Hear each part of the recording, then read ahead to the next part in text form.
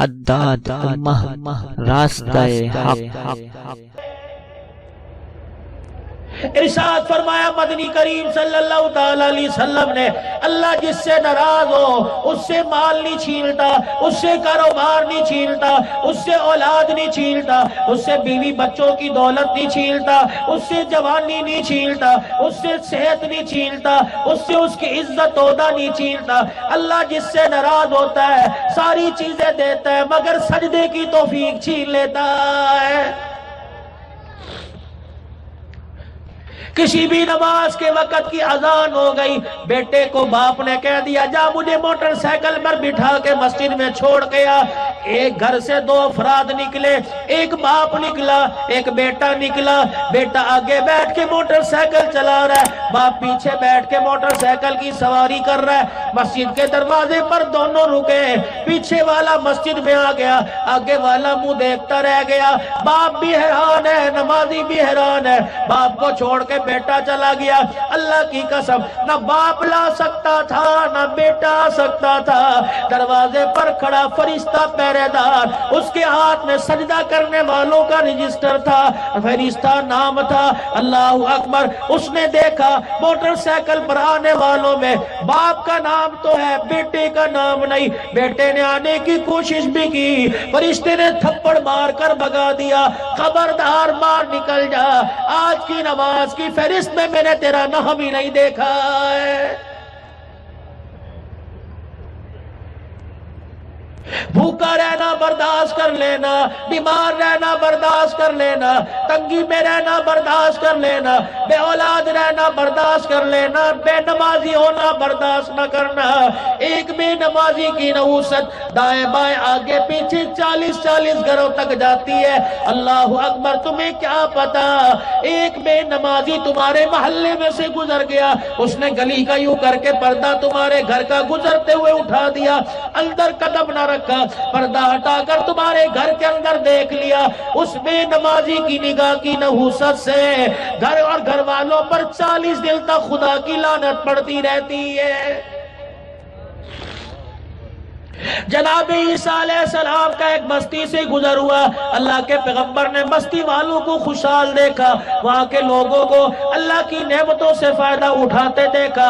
اولاد کی کمی کوئی نہیں، مال کی کمی کوئی نہیں، میٹھے پانی کی کمی کوئی نہیں، درختوں کی ہریالی کی کمی کوئی نہیں، فصلوں کی کمی کوئی نہیں۔ خدا کے پیغمبر نے اس ندی کے کنارے سے پانی پیا، اتنا میٹھا، خدا کا شکر کرتے ہوئے سفر اپنا اگلا شروع کر دیا۔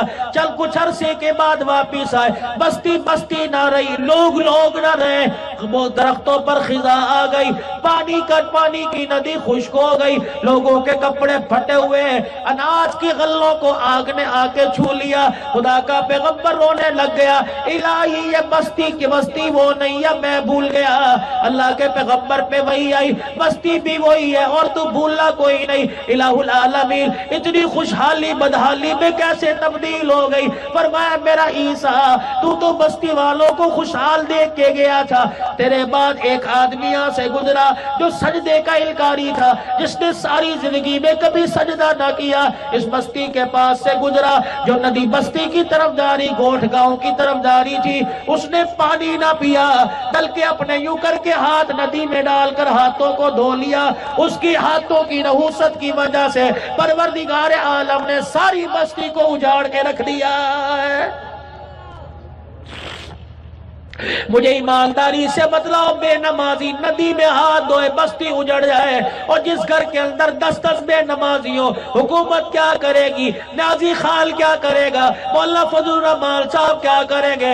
دارالعلوم دیوبند والے کیا کریں گے؟ عبدالقیوم چلہ صاحب کیا کریں گے؟ اور لوگوں پہلے اپنا ایمان بنا لو۔ اس امت کے ذمہ 4 کام ہے، ایمان بنانا بھی ہے، ایمان پکانا بھی ہے، ایمان بچانا بھی ہے، ایمان پھیلانا بھی ہے۔ ایمان بنے گا دعوت سے، چلتے پھرتے اٹھتے بیٹھتے اللہ اکبر، عقیدہ یہ جمع کر رکھو، روزی رزق دینے والا کون ہے؟ موت و حیات کا مالک کون ہے؟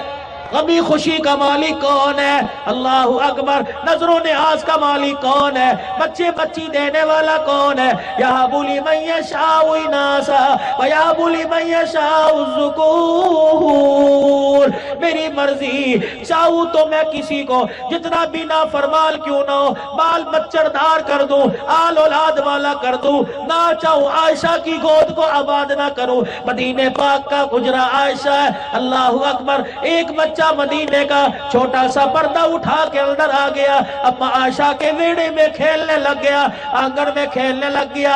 سیدہ عائشہ کی آنکھ سے آنسو نکل آیا. رحمت والے نبی نے دیکھا عائشہ رو رہی ہے، عفیفہ کائنات رو رہی ہے، منزہ کائنات رو رہی ہے، محسنہ کائنات رو رہی ہے.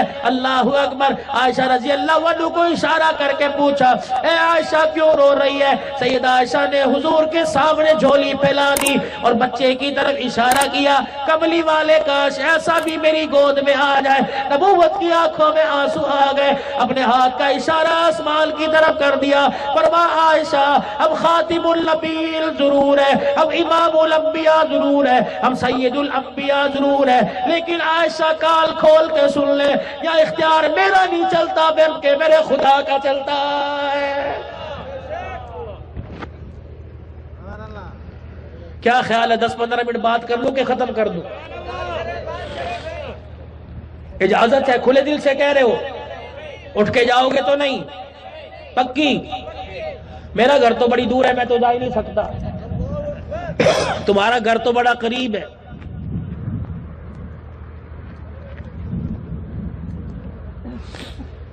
تم نے گھر بھی بچانا ہے، ایمان بھی بچانا ہے. الحمدللہ. ہاں، ورنہ گھر والی آج کل بڑی ڈاڈی ہے. ڈاڈی سمجھتے ہو؟ ایک ہوتا ہے دادی، جس کو سندھی میں ڈاڈی کہتے ہیں، وہ نہ سمجھ لینا. گھر والی بڑی ڈاڈی ہوتی ہے. اور کیوں نہ ہو، تم نے جو پسند موبائلوں پر کی ہے وہ تمہیں در در کے ٹھوکریں کھلوائے گی.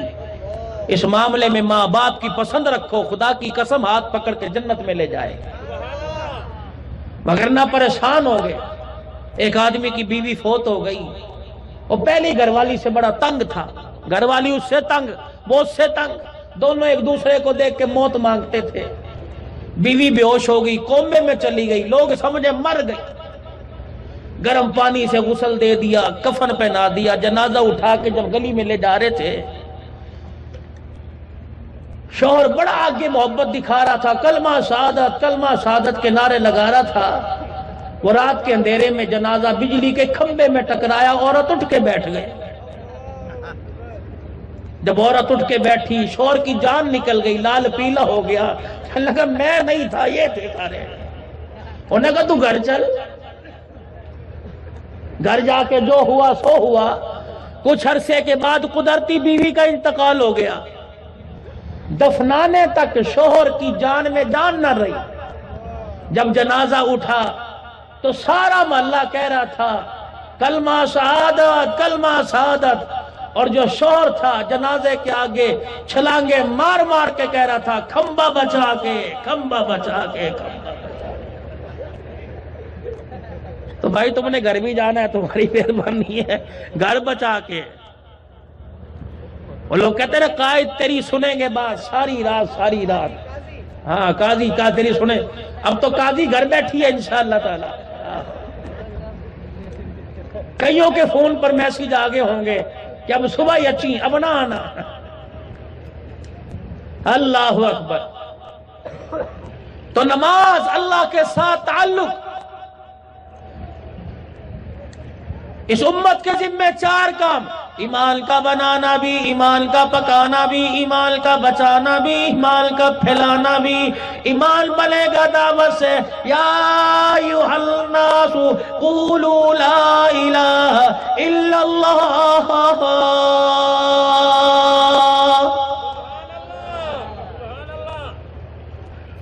اتنی دعوت دو لا الہ الا اللہ کی، اتنا کلمہ عام کر دو.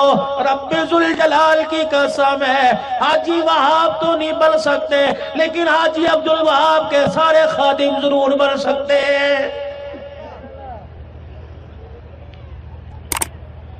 دن بھر دعوت دو، کلمہ پڑھا کرو، کلمہ طیبہ کا اقرار کیا کرو۔ سکرن والوں چھوٹا منہ بڑی بات کہہ کے جا رہا ہوں، رات کو گھر جا کے سو گئے، کوئی موبائل دیکھتا سوئے گا، کوئی ٹی وی دیکھتا سوئے گا، کوئی دکان کا حساب کرتا سوئے گا۔ میرے امانو، دائیں کروٹ بدلتے وقت 3-4 مرتبہ لا الہ الا اللہ محمد الرسول اللہ صلی اللہ تعالیٰ علیہ وسلم پڑھ لیا کرو، 2-3 مرتبہ کلمہ پڑھ لیا کرو، پھر پروردگار عالم کے دربار میں دعا کر دیا کرو، الہی یہ جو میں نے کلمہ پڑھا، یہ میرا کلمہ پڑھنا تیرے پاس امانت ہے۔ الہ العالمین، جب دنیا سے جانے لگو، کوئی شناختی کارڈ دبائے گا، کوئی جیب میں سے پیسہ نکالے گا، کوئی جیب میں سے الماری کی چابی نکالے گا، ہر ایک کو شہد پلانا یاد ہوگا، دودھ زمزم پلانا یاد ہوگا، کلمہ پڑھانا یاد نہ ہوگا۔ الہی یہ کلمہ تیرے پاس امانت رکھتا ہوں، جب موت کا وقت ہے اللہ امانت میری سینے میں لوٹا دینا تاکہ مجھے مرتے وقت کلمہ نصیب ہو جائے۔ سکرن والوں میں یہ بات ایسے نہیں کہہ رہا، مشاہدہ ہے، دن رات چلتا ہوں، صبح شام چلتا ہوں۔ پہلی بیماری ہوا کرتی تھی، ڈاکٹر بڑے شریف ہوا کرتے تھے، ڈاکٹر پہلے رقیق القلب ہوا کرتے تھے، بڑے ایماندار ہوا کرتے تھے۔ ابا بیمار، اماں بیمار، ڈاکٹر بچوں کو کہتا تھا جاؤ گھر لے جاؤ، جتنی خدمت ہو سکے کر لینا۔ جب سے آئی سی یو بن گئے، جب سے ایمرجنسی وارڈ بن گئے، ابا بیمار ہے، آئی سی یو میں داخل کر دیا، بیٹا نہیں جا سکتا، بیوی نہیں جا سکتی، ماں نہیں جا سکتی، باپ پاس نہیں جا سکتا، پتہ نہیں کلمہ پڑھتے پڑھتے مرا، پتہ نہیں کیمیکل گولی بنی زبان کے نیچے رکھتے مرا، پتہ نہیں کون سا زہریلا انجیکشن ہے، پتہ نہیں حرام یا سور کی چربی کا انجیکشن لگتے لگتے مرا۔ اب تو میرے عزیزوں ایکسیڈنٹ میں موت آ رہی ہے، اذان دیتے ہوئے لوگ مرنا ختم ہو گئے، سجدوں کی موت ختم ہو گئی، شہادت کے رتبوں کی موت ختم ہو گئی۔ مجھے ایمانداری سے بتلاؤ، اللہ اکبر، ایمانداری سے بتلاؤ، آئی سی یو کے اندر مرا، ایمرجنسی وارڈ میں مرا، آکسیجن لیتا لیتا مرا، زبان کے نیچے ہارٹ کی گولی رکھتے رکھتے مرا۔ اب اکثر عملہ کمرے کے اندر میں نمازی تھا، ان بے نمازیوں نے آ کر اعلان کیا تمہارا ابا مر گیا، ابھی تھوڑی دیر بعد میت حوالے کر دیں گے۔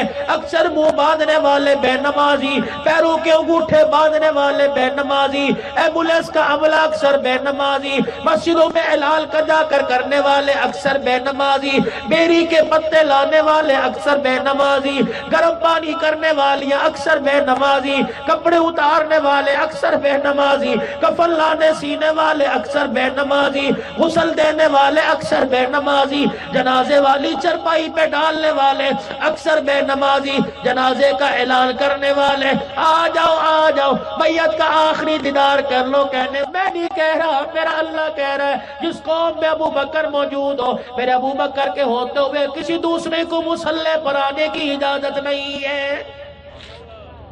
اما عائشہ نے پیغام دے دیا، سیدنا بلال حبشی نے تلاش کیا، شانوں والا ابو بکر نہیں آیا، نماز کا وقت جا رہا ہے، حضرت عمر کو پکڑ کے مصلی پہ کھڑا کر دیا، نماز ہی تو پڑھانی ہے۔ حضرت عمر نے اللہ اکبر کا، نبوت کی زبان میں عمر کی آواز پہنچی، آپ نے فرمایا لا عمر ابو بکر، لا عمر ابو بکر۔ مسلم کی روایت ہے، آپ نے فرمایا میرے ابو بکر کو لاؤ، عمر کو نہیں۔ نماز پڑھا دی، اتنی دیر میں ابو بکر آئے، حجرہ عائشہ کا پردہ ہٹایا، نبوت کی نگاہ پڑی، میرا ابو بکر کہاں چلا گیا تھا، مصلی تیرے حوالے کرنا تھا، ابو بکر تو نے نماز پڑھ لی، جینی کملی والے پھر جا میرے مصلی پہ کھڑا ہو کر صحابہ کی امامت کروا دے۔ کملی والے نماز ہو گئی، عمر نے نماز پڑھا دی، فرمایا ہاں مجھے پتہ ہے، ابو بکر تو جا کے میرے مصلی پہ کھڑا ہو کر دوبارہ نماز پڑھا دے، تیرے فرض ادا ہو جائیں گے، میرے صحابہ کے نفل ادا ہو جائیں گے،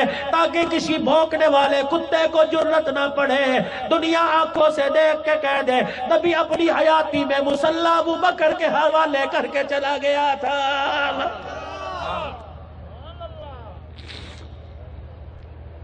3-4 دن پہلے میں ایک جگہ پڑھا، میں نے ایک بہت بڑے اللہ والے سے سنا، پروردگار عالم نے جبرائیل علیہ السلام سے پوچھا، جبرائیل ہر ولی کی خواہش ہے، ہر نیک بندے کی خواہش ہے، نبیوں کی خواہش ہے، ولیوں کی کوئی نہ کوئی خواہش ہے، عورتیں بھی خواہش رکھتی ہیں، مرد بھی خواہش رکھتے ہیں، اے جبرائیل بتا اللہ اکبر تیری بھی کوئی خواہش ہے؟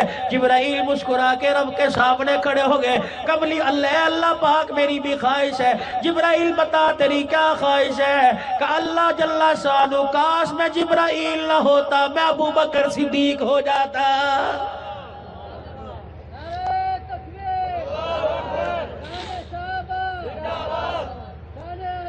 نبوت نے چہرہ پھیرا، کون ہے جس نے آج مسلمان بھائی کی عیادت کی ہو؟